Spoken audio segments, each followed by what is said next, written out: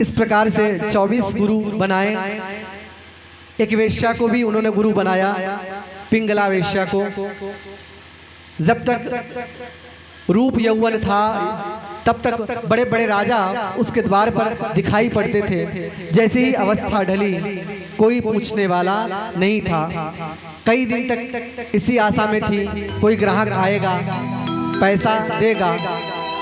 एक दिन पिंगला के हृदय में इतनी आत्मग्लानि हुई कि इन हाड़ मास के पुतलों का 24-24 घंटे में चिंतन करती हूँ। अगर इतना ही चिंतन गोविंद का किया होता तो शायद मुझे गोविंद मिल गए होते। उसी दिन उसको वैराग्य हो गया और पिंगला ने अपने जीवन का सार बताया। आशा ही परमम दुखम नैराश्यम परमम सुखम। संसार में दुख की जो जड़ है वो आशा है। आशा नहीं तो दुख नहीं। ये उस पिंगला वेश्या से सीखा।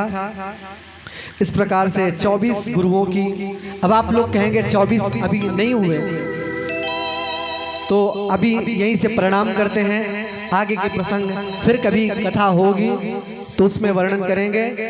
अंतिम गुरु दत्तात्रेय जी ने अपने शरीर को बनाया। शरीर से उन्होंने ज्ञान और वैराग्य की शिक्षा ली। ज्ञान किस बात का? बोले भगवान ने यह शरीर दिया है तो इसे इसकी देख रेख भी करना हमारा कर्तव्य है। ये शरीर स्वस्थ रहे इतना ध्यान रखना चाहिए। लेकिन 24 घंटे इस शरीर के मालिश में ही खर्च नहीं करना चाहिए, क्योंकि ये शरीर एक दिन नहीं रहेगी। यही है वैराग्य। ज्ञान ये किसको स्वस्थ रखना है, पर 24 घंटे इसी में नहीं लगना, क्योंकि एक दिन ये नहीं रहेगी। ये हमने ज्ञान और वैराग्य की शिक्षा दत्तात्रेय जी कहते हैं लिया। इस प्रकार से यदु दत्तात्रेय का संवाद हुआ। उद्धव जी ने पूछा, प्रभु आपकी प्राप्ति का सर्वश्रेष्ठ उपाय क्या है? भगवान ने कहा, सत्संग। क्योंकि बहुत तप करने के बाद बड़ी मुश्किल से चित्त शुद्ध होता है और सत्संग में भगवान के गुणानुवादों को सुनकर हमारा हृदय सहज ही पवित्र हो जाता है। प्रभास क्षेत्र में सब यदुवंशी मदिरा पान करके मदान्ध हो गए। जिस मूसल को पीसकर समुद्र में बहा दिया था वही एरका नाम की पैनी घास के रूप में उग गई। मदिरा पान करके आपस में एक दूसरे से लड़ने लगे। भाई भतीजा, बाप बेटा, सारे यदुवंशी। यहाँ तक कि भगवान श्री कृष्ण आए छुड़ाने के लिए तो यदुवंशी भगवान को मारने के लिए ही दौड़ पड़े। बलराम जी बोले, प्रभु यहाँ से चलिए, क्योंकि वो श्राप का प्रभाव था। दाऊ जी महाराज पहले ही शेष सैया में परिणित होकर बैकुंठ चले गए और बाकी सारे यदुवंशी पहले हाथ से लड़े अपने सारे, और अंत में उसी घास को जैसे ही उखाड़ा, महात्माओं का जो श्राप था वो मानो वज्र के समान हो गया और एक जैसे ही पड़ती है, दोबारा कोई उठता नहीं है। एक दूसरे को मारकर सारे यदुवंशी समाप्त हो गए। मात्र 4-5 ही शेष बचे थे। भगवान श्री कृष्ण एक पीपल के वृक्ष के नीचे जाकर चतुर्भुज स्वरूप में पृथ्वी पर भगवान लेट जाते हैं। मूसल के बचे हुए टुकड़े को जरा नामक बहेलिया ने अपने बाण में लगा लिया था। उसने भगवान के लाल लाल तलवे को हिरण समझकर उसको भेद दिया और जैसे ही पास में आया गोविंद का दर्शन किया, चरणों में गिर पड़ा, प्रभु क्षमा करें, हमसे अनजाने में बहुत बड़ा अपराध हो गया। भगवान बोले अरे जरा डरो मत, यह सब मेरी इच्छा से ही हुआ है। ये बहेलिया कौन था जिसको भगवान ने रामावतार में छिपकर मारा था? वही बहेलिया था। इसलिए भगवान ने कहा कि आप डरिए मत, मेरी इच्छा से ही हुआ है और तुम्हें स्वर्ग की प्राप्ति होगी। शीघ्र यहाँ से प्रस्थान करो, क्योंकि अगर किसी ने देख लिया तो तुम्हें छोड़ेंगे नहीं। बहेलिया भगवान को 3 बार परिक्रमा करके वहां से विमान पर बैठकर वो स्वर्ग में चला जाता है। भगवान के द्वारा धारण की गई तुलसी की गंध से अनुमान करता दारुक सारथी भगवान के पास आ गया। भगवान ने कहा, भगवान ने दारुक से कहा, दारुक तुम शीघ्र द्वारिका चले जाओ और मेरे सुधाम गमन की कथा, यदुवंशियों के संहार का सारा वर्णन वहां पर कर देना और उन सब से कह देना कि आज के 7वें दिन द्वारिका समुद्र में डूब जाएगी। इसलिए अर्जुन से कह देना कि सबको लेकर वहां से प्रस्थान कर जाएं। इधर दारुक सारथी उदास होकर वहां से चला गया। कहते हैं भगवान का वचिन्मय वपु एक दिव्य तेज के रूप में परिणित हो गया और वह प्रकाश पुंज ऐसे ही जैसे बिजली चमक कर कहाँ जाती है किसी को पता नहीं, ऐसे ही वह तेज पुंज कहाँ गया किसी को पता नहीं चला। संत कहते हैं भगवान का वही दिव्य तेज श्रीमद् भागवत में आकर प्रतिष्ठित हो गया। इसीलिए यह भागवत भगवान का वांगमय विग्रह है। कलयुग के दोषों का वर्णन किया सुखदेव जी ने और अंत में कहते हैं कि कलेर दोष निधे राजन नस्ति ये को महान गुण कीर्तना देव कृष्णस्य मुक्त संगः परम भजे। सुखदेव जी कहते हैं कि परीक्षित कलयुग निरे दोषों की खान है, लेकिन इसमें भी एक विशेष गुण है। वो क्या है? बोले भगवान का नाम लेने मात्र से जीव परम पद को प्राप्त कर लेते हैं। यही कलयुग की विशेष महिमा है। और इस कलिकाल का विशेष लाभ यही है कि हम लोग जितना अधिक से अधिक भगवान के नाम का आश्रय लें वही परम हितकर है। और कथा की भी परम निष्पत्ति यही है कि अभी हमारे जीवन में जनाश्रय है, धनाश्रय है, अगर नामाश्रय भी हो जाए तो निश्चित रूप से इस कथा की परम सार्थकता तो यही है कि जीवन में भगवान का आश्रय हो जाए। तो इस प्रकार से कहते हैं कि कलयुग में जब 800 वर्ष शेष बचेंगे तब भगवान मुरादाबाद के संभल तहसील में विष्णु यश ब्राह्मण के यहाँ अवतार लेकर कल्कि अवतार लेंगे और भगवान सबका वध करके फिर सतयुग का प्रारंभ करेंगे। सुखदेव जी कहते हैं कि अब हम चलेंगे।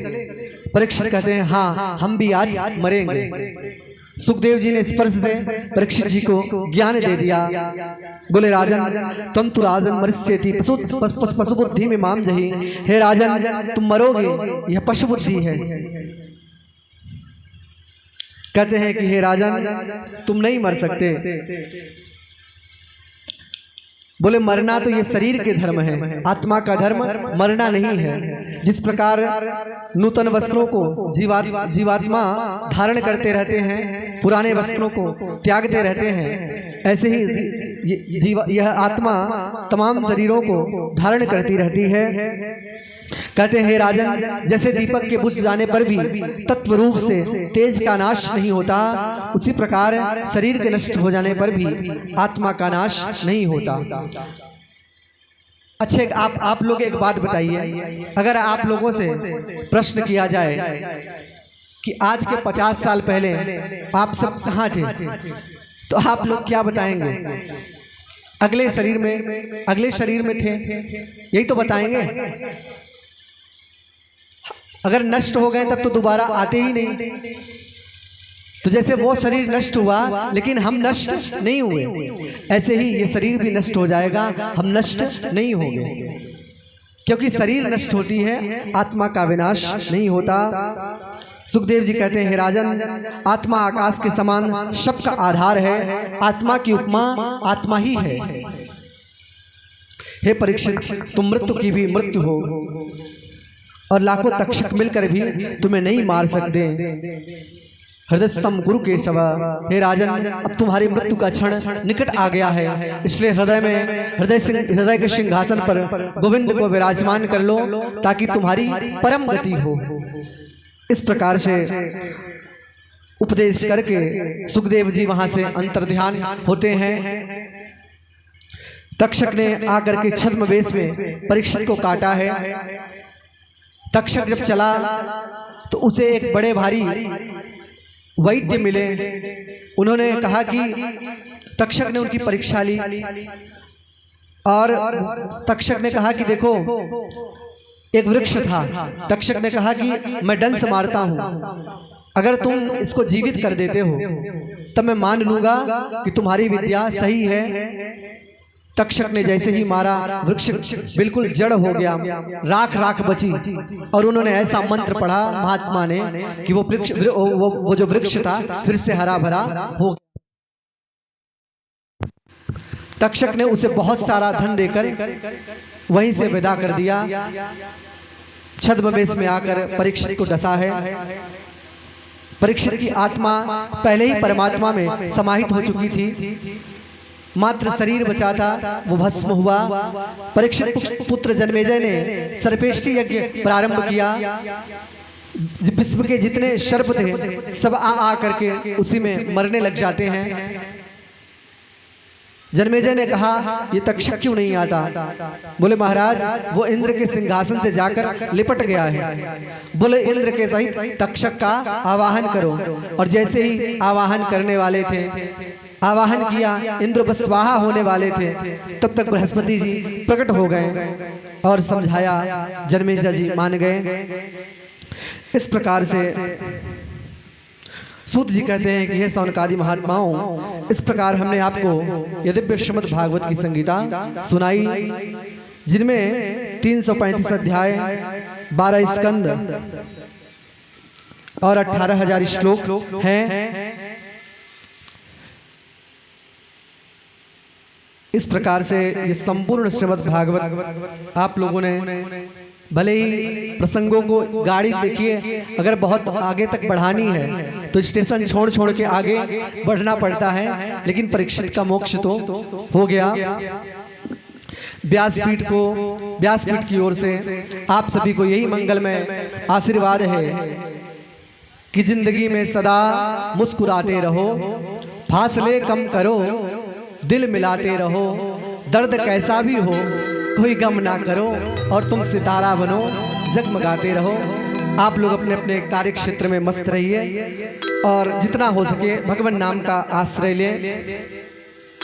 बस यही कथा की हमें लगता है परम निष्पत्ति होगी। भगवान के नाम से ही भागवत शुरू हुई, नाम पे ही समाप्त होती है। हमारे साथ सब लोग इस श्लोक को बोलेंगे और उसके बाद कथा को विश्राम।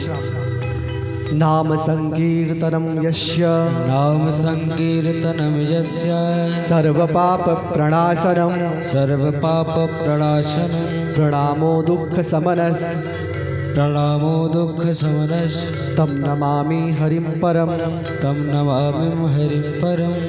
तो जिन प्रभु का नाम संकीर्तन जीव के समस्त पापों का नाश कर देता है, ऐसे श्री हरि को हम सब प्रणाम करते हैं। तो इस प्रकार से बोलिए वृंदावन बिहारी लाल की जय हो, श्रीमद् भागवत महापुराण की जय हो, सुखदेव जी महाराज की जय हो, परीक्षित जी महाराज की जय हो, आज के आनंद की जय हो।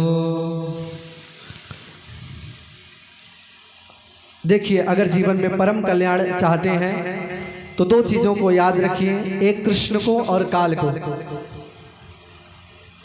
अगर आपकी भक्ति दृढ़ रही तो निश्चित रूप से काल के आने से पहले कृष्ण आपकी रक्षा करेंगे। बस कुछ ना कर सकिए इस कली काल में तो जिह्वा से जितना बन सके आप लोग एक ही भिक्षा मानो प्रदान करिए और उसका फल आप सब ले जाइए।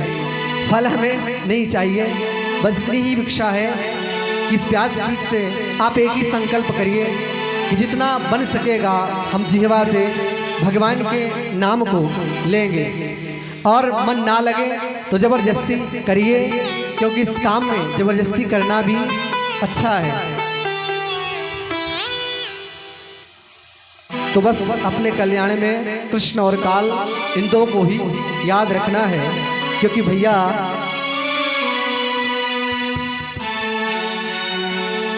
जीवन मौत का खेल है पगले, काहे करो ना धोना।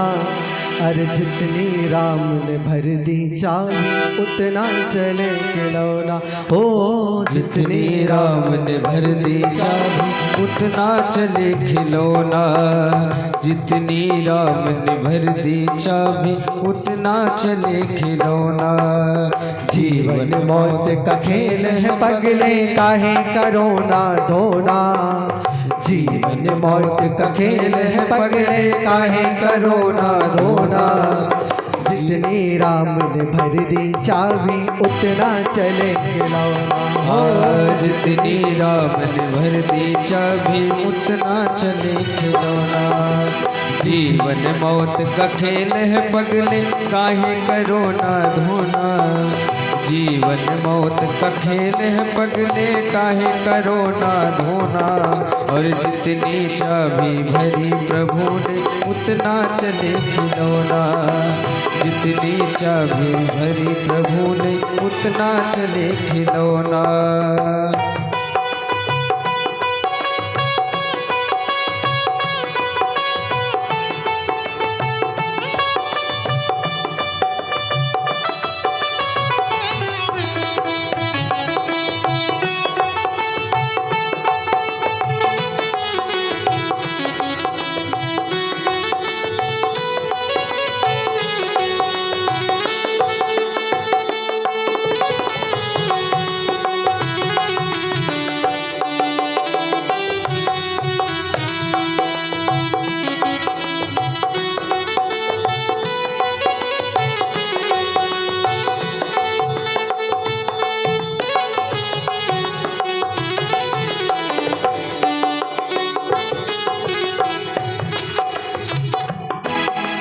ऋषि मुनि क्या योगी ध्यानी, और क्या पीर पैगंबर। ऋषि मुनि क्या योगी ध्यानी, और क्या फिर पैगंबर। अरे खाली हाथ यहाँ से लौटे दारा और सिकंदर। खाली हाथ यहाँ से लौटे दारा और सिकंदर। साथ किसी के नहीं गया है, साथ किसी के नहीं गया है ये चांदी और सोना। साथ किसी के नहीं गया है ये चांदी और सोना। जितनी राम ने भर दी चाबी, उतना चले खिलौना। ओ जितनी राम ने भर दी चाबी, उतना चले खिलौना। रोते रोते हंसना सीखो, हंसते हंसते रोना सीखो। रोते रोते हंसना सीखो, हंसते हंसते रोना सीखो। जीवन मौत का खेल है पगले, काहे करो ना धोना। जीवन मौत का खेल है पगले, काहे करो ना धोना। जितनी चाबी भरी चाबी, उतना चले खिलौना। हो जितनी राम ने भर दी चाबी, उतना चले खिलौना।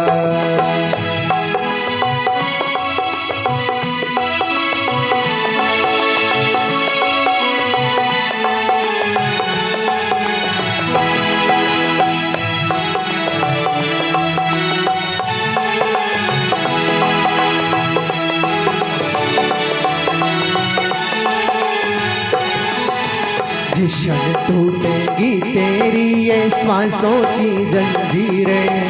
जिस क्षण टूटेगी तेरी ये सांसों की जंजीरें। काम नहीं आएगी तेरी कुछ तेरी जागीरें। काम नहीं आएगी तेरी कुछ तेरी जागीरें। क्योंकि मौत के आगे चले ना जग में, मौत के आगे चले न जग में किसी का जादू टोना। जितनी राम ने भर दी चाबी, उतना चले खिलौना। ओ जितनी राम ने भर दी चाबी, उतना चले खिलौना। जीवन मौत का खेल है पगले, काहे करो ना धोना।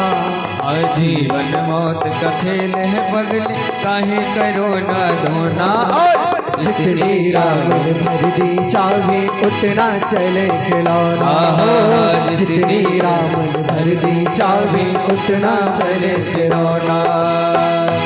रोते रोते हंसना सीखो, हंसते हंसते रोना सीखो, जीवन मौत का खेल है पगले काहे करो ना धोना, जीवन मौत का खेल है पगले काहे करो ना धोना। जितनी राम ने भर दी चाबी उतना चले खिलौना हो, जितनी राम ने भर दी चाबी उतना चले खिलौना।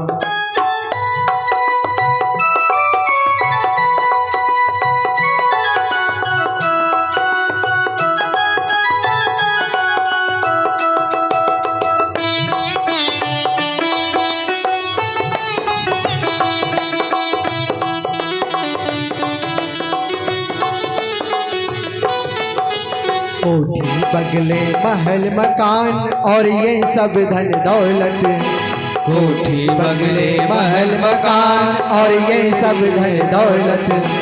पल दो पल की तेरी इज्जत, पल दो पल की शोहरत, पल दो पल की तेरी इज्जत, पल दो पल की शोहरत। आज जो पाया तूने जग में हरि वो, आज छुपाया तूने जग में कल पड़ेगा खोना। जितनी राम ने भर दी चाबी उतना चले खिलौना हो, जितनी राम ने भर दी चाबी उतना चले खिलौना। जीवन मौत का खेल है पगले काहे करो ना धोना, जीवन मौत का खेल है पगले काहे करो ना धोना। अरे जितनी राम ने भर दी चाबी उतना चले खिलौना। रोते रोते हंसना सीखो, हंसते हंसते रोना सीखो, जीवन मौत का खेल है पगले हो, जीवन मौत का खेल है पगले काहे करो ना धोना। अरे जितनी राम ने भर दी चाबी उतना चले खिलौना, जितनी राम ने भर दी चाबी उतना चले खिलौना, जितनी राम ने भर दी चाबी उतना चले खिलौना। बोले वृंदावन बिहारी लाल की जय, श्रीमद् भागवत महापुराण की जय, श्री सुखदेव जी महाराज की, जय, परीक्षित जी महाराज की, जय, वेद व्यास भगवान की जय, जय। जय श्री राधे।